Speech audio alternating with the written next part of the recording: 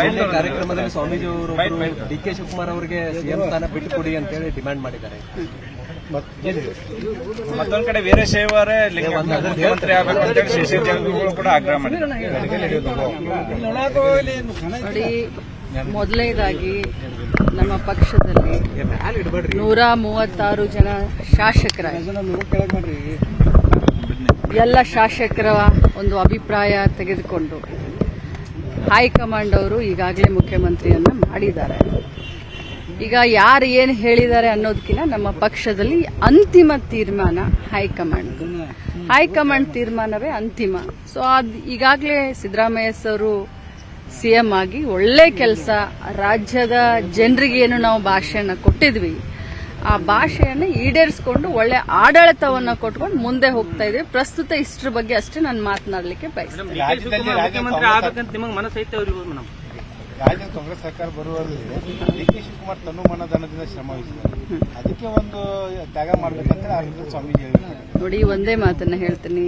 Corona ಸಂದರ್ಭದಲ್ಲಿ ಡಿ.ಕೆ. ಶಿವಕುಮಾರ್ ಅವರು ಕರ್ನಾಟಕ ಪ್ರದೇಶ ಕಾಂಗ್ರೆಸ್ನ ಅಧ್ಯಕ್ಷ ಆದ ಮೇಲೆ ಕರೋನಾ ಸಂದರ್ಭದಲ್ಲೂ ಕೂಡ ಕಾಲಿಗೆ ಚಕ್ರ ಕಟ್ಕೊಂಡು ಇಡೀ ರಾಜ್ಯವನ್ನ ಸುತ್ತಾಕಿ ಕಾರ್ಯಕರ್ತರನ್ನ ಹುರಿದುಂಬಿಸಿ ಒಂದು ಕಡೆ ಅವರು ಕೆಲಸ ಮಾಡಿದ್ರೆ, ಮಾಸ್ ಲೀಡರ್ ಆದಂತ ಸಿದ್ದರಾಮಯ್ಯನವರು ಎಲ್ಲರನ್ನ ವಿಶ್ವಾಸಕ್ಕೆ ತೆಗೆದುಕೊಂಡು ಇನ್ನೊಂದು ಕಡೆ ಇವ್ರು ಕೆಲಸ ಮಾಡಿದ್ದಾರೆ.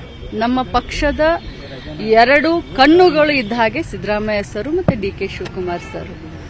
ಅವ್ರಿಗೆ ಆಗಬೇಕು, ಇವ್ರಿಗೆ ಆಗಬೇಕು, ಇದು ಪ್ರಸ್ತುತ ಅಲ್ಲ. ನಾವು ಏನು ಸರ್ಕಾರ ಬಂದ ಮೇಲೆ ಕರ್ನಾಟಕ ರಾಜ್ಯ ಜನತೆಗೆ ಏನ್ ನಾವು ಮಾಡ್ತೀವಿ ಅಂತಂದಿದ್ವಿ, ಒಳ್ಳೆ ಆಡಳಿತ ಕೊಡ್ತೀವಿ ಅಂತ ಅದನ್ನ ಮಾಡ್ತಾ ಇದ್ದಾರೆ. ಏನೇ ತೀರ್ಮಾನ ಇದ್ರೂ ಕೂಡ ಅದು ಹೈಕಮಾಂಡ್ ನಿರ್ಣಯ.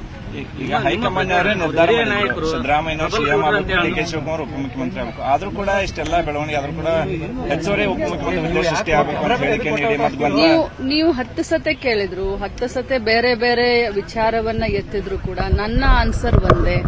ನಾನು ಪಕ್ಷದ ಶಿಸ್ತಿನ ಸಿಪಾಯಿ, ಪಕ್ಷದ ತಳಮಟ್ಟದಿಂದ ಬಂದಂತವಳು. ಇವತ್ತು ಮಂತ್ರಿಯಾಗಿ ಈ ರಾಜ್ಯದ ಜನರ ಸೇವೆಯನ್ನ ಮಾಡಲಿಕ್ಕೆ ಅವಕಾಶವನ್ನ ಕೊಟ್ಟದ್ದು ನನ್ನ ಪಕ್ಷ. ಈ ಸಂದರ್ಭದಲ್ಲಿ ಶಿಸ್ತಿನಿಂದ ಹೇಳಲಿಕ್ಕೆ ಬಯಸ್ತೇನೆ, ಹೈಕಮಾಂಡ್ನ ತೀರ್ಮಾನ ಏನಿದೆಯೋ ಅದಕ್ಕೆ ನಾವೆಲ್ಲರೂ 136 ಜನರು ಬದ್ಧರಾಗಿರ್ತೀವಿ. ಕಾಂಗ್ರೆಸ್ ಅದು ಹೈಕಮಾಂಡ್ ಬಿಟ್ಟಂತ ವಿಚಾರ.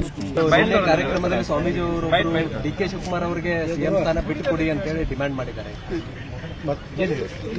ಮತ್ತೊಂದ್ ಕಡೆ ವೀರಶೈವರೇ ಮುಖ್ಯಮಂತ್ರಿ ಆಗಬೇಕು ಅಂತ ಹೇಳಿ ಶ್ರೀ ಜಾರಕಿಹೊಳಿ ಕೂಡ ಆಗ್ರಹ ಮಾಡಿದ್ದಾರೆ.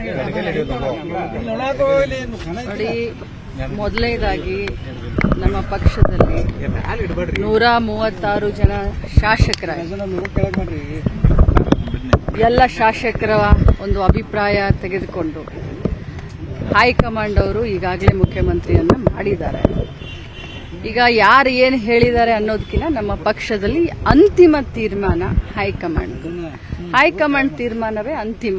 ಸೊ ಈಗಾಗಲೇ ಸಿದ್ದರಾಮಯ್ಯ ಅವರು ಸಿಎಂ ಆಗಿ ಒಳ್ಳೆ ಕೆಲಸ, ರಾಜ್ಯದ ಜನರಿಗೆ ಏನು ನಾವು ಭಾಷೆಯನ್ನ ಕೊಟ್ಟಿದ್ವಿ ಆ ಭಾಷೆಯನ್ನು ಈಡೇರಿಸಿಕೊಂಡು ಒಳ್ಳೆ ಆಡಳಿತವನ್ನ ಕೊಟ್ಕೊಂಡು ಮುಂದೆ ಹೋಗ್ತಾ ಇದ್ದೀವಿ. ಪ್ರಸ್ತುತ ಇಷ್ಟರ ಬಗ್ಗೆ ಅಷ್ಟೇ ನಾನು ಮಾತನಾಡಲಿಕ್ಕೆ ಬಯಸ್ತೇನೆ.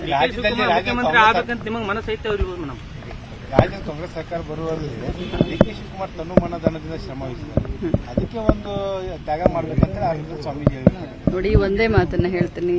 ಕರೋನಾ ಸಂದರ್ಭದಲ್ಲಿ ಡಿ.ಕೆ. ಶಿವಕುಮಾರ್ ಅವರು ಕರ್ನಾಟಕ ಪ್ರದೇಶ ಕಾಂಗ್ರೆಸ್ನ ಅಧ್ಯಕ್ಷ ಆದ ಮೇಲೆ ಕರೋನಾ ಸಂದರ್ಭದಲ್ಲೂ ಕೂಡ ಕಾಲಿಗೆ ಚಕ್ರ ಕಟ್ಕೊಂಡು ಇಡೀ ರಾಜ್ಯವನ್ನ ಸುತ್ತಾಕಿ ಕಾರ್ಯಕರ್ತರನ್ನ ಹುರಿದುಂಬಿಸಿ ಒಂದು ಕಡೆ ಅವರು ಕೆಲಸ ಮಾಡಿದ್ರೆ, ಮಾಸ್ ಲೀಡರ್ ಆದಂತ ಸಿದ್ದರಾಮಯ್ಯನವರು ಎಲ್ಲರನ್ನ ವಿಶ್ವಾಸಕ್ಕೆ ತೆಗೆದುಕೊಂಡು ಇನ್ನೊಂದು ಕಡೆ ಇವ್ರು ಕೆಲಸ ಮಾಡಿದ್ದಾರೆ. ನಮ್ಮ ಪಕ್ಷದ 2 ಕಣ್ಣುಗಳು ಇದ್ದ ಹಾಗೆ ಸಿದ್ದರಾಮಯ್ಯ ಸರ್ ಮತ್ತೆ ಡಿ.ಕೆ. ಶಿವಕುಮಾರ್ ಸರ್. ಅವ್ರಿಗೆ ಆಗಬೇಕು, ಇವ್ರಿಗೆ ಆಗಬೇಕು, ಇದು ಪ್ರಸ್ತುತ ಅಲ್ಲ. ನಾವು ಏನು ಸರ್ಕಾರ ಬಂದ ಮೇಲೆ ಕರ್ನಾಟಕ ರಾಜ್ಯ ಜನತೆಗೆ ಏನ್ ನಾವು ಮಾಡ್ತೀವಿ ಅಂತಂದಿದ್ವಿ, ಒಳ್ಳೆ ಆಡಳಿತ ಕೊಡ್ತೀವಿ ಅಂತ ಅದನ್ನ ಮಾಡ್ತಾ ಇದ್ದಾರೆ. ಏನೇ ತೀರ್ಮಾನ ಇದ್ರೂ ಕೂಡ ಅದು ಹೈಕಮಾಂಡ್ ನಿರ್ಣಯ. ಈಗ ಹೈಕಮಾಂಡ್ ಅವರೇ ನಿರ್ಧಾರ ಮಾಡಿದ್ರು, ಸಿದ್ದರಾಮಯ್ಯ ಸಿಎಂ ಆಗಬೇಕು, ಡಿ.ಕೆ. ಶಿವಕುಮಾರ್ ಉಪಮುಖ್ಯಮಂತ್ರಿ ಆಗಬೇಕು. ಆದ್ರೂ ಕೂಡ ಇಷ್ಟೆಲ್ಲ ಬೆಳವಣಿಗೆ ಆದ್ರೂ ಕೂಡ ಹೆಚ್ಚುವರಿ ಉಪಮುಖ್ಯಮಂತ್ರಿ ಸೃಷ್ಟಿ ಆಗಬೇಕು ಅಂತ ಹೇಳಿಕೆ ನೀಡಿ ನೀವು 10 ಸತೆ ಕೇಳಿದ್ರು, 10 ಸತೆ ಬೇರೆ ಬೇರೆ ವಿಚಾರವನ್ನ ಎತ್ತಿದ್ರು ಕೂಡ ನನ್ನ ಆನ್ಸರ್ ಒಂದೇ. ನಾನು ಪಕ್ಷದ ಶಿಸ್ತಿನ ಸಿಪಾಯಿ, ಪಕ್ಷದ ತಳಮಟ್ಟದಿಂದ ಬಂದಂತವಳು. ಇವತ್ತು ಮಂತ್ರಿಯಾಗಿ ಈ ರಾಜ್ಯದ ಜನರ ಸೇವೆಯನ್ನ ಮಾಡಲಿಕ್ಕೆ ಅವಕಾಶವನ್ನ ಕೊಟ್ಟದ್ದು ನನ್ನ ಪಕ್ಷ. ಈ ಸಂದರ್ಭದಲ್ಲಿ ಶಿಸ್ತಿನಿಂದ ಹೇಳಲಿಕ್ಕೆ ಬಯಸ್ತೇನೆ, ಹೈಕಮಾಂಡ್ನ ತೀರ್ಮಾನ ಏನಿದೆಯೋ ಅದಕ್ಕೆ ನಾವೆಲ್ಲರೂ 136 ಜನರು ಬದ್ಧರಾಗಿರ್ತೀವಿ. ಅಂದ್ರೆ ಕಾಂಗ್ರೆಸ್ ಸರ್ಕಾರ ಯಾವುದೇ ಮುಖ್ಯಮಂತ್ರಿ ಆಗ್ತಾರ ಇಲ್ಲ ಮೇಡಮ್ ಡಿ ಕೆ ಶಿವಕುಮಾರ್ ಅವರು. ಅದು ಹೈಕಮಾಂಡ್ ಬಿಟ್ಟಂತ ವಿಚಾರ.